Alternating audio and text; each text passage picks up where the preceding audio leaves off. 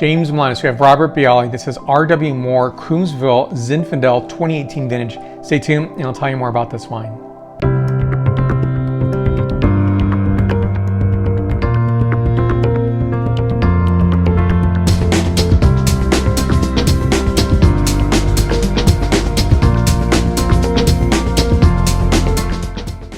A fantastic, beautiful wine, and gorgeous. It's a historic winery. I'll show you the label first, and I'm a fan of the wines as well as the label art because it looks almost like this very beautiful artwork here around the black packaging. It just seems this very mysterious quality to it, alluring quality. I think is probably the better way of saying that because it's a positive thing I'm saying.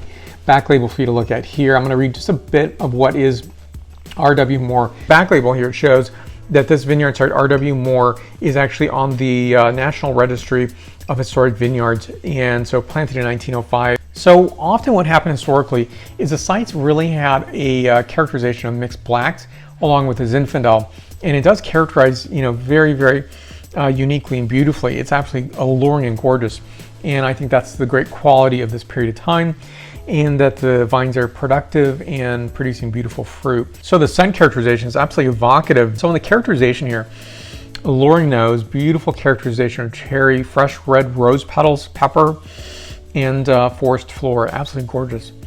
And so I'll tell you about the palate characterization in a moment. So on the vinification of this wine, it's hand harvested and sorted. Grapes are crushed and gravity fed into an open top fermenter, cold soaked at 50 degrees Fahrenheit.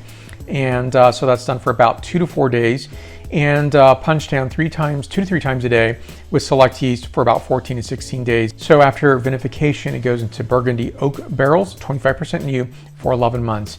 And that makes this wine absolutely glorious and alluring, and actually some very, very sophisticated wine. And so next is the palate characterization. And the call out here is a 14.8% ABV wine, 888 cases made in total. So the palate is just, it's one thing to think about this wine is 100% Zinfandel, but I think the mixed blacks play a part in this.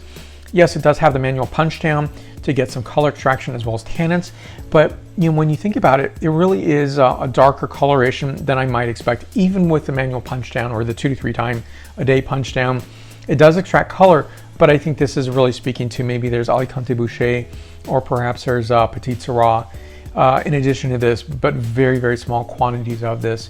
So this wine is characterizing with beautiful notes of black cherry, a bit of pepper notation, clove, and dried red rose petal. So the palate is really, speaking very eloquently to the nose characteristic.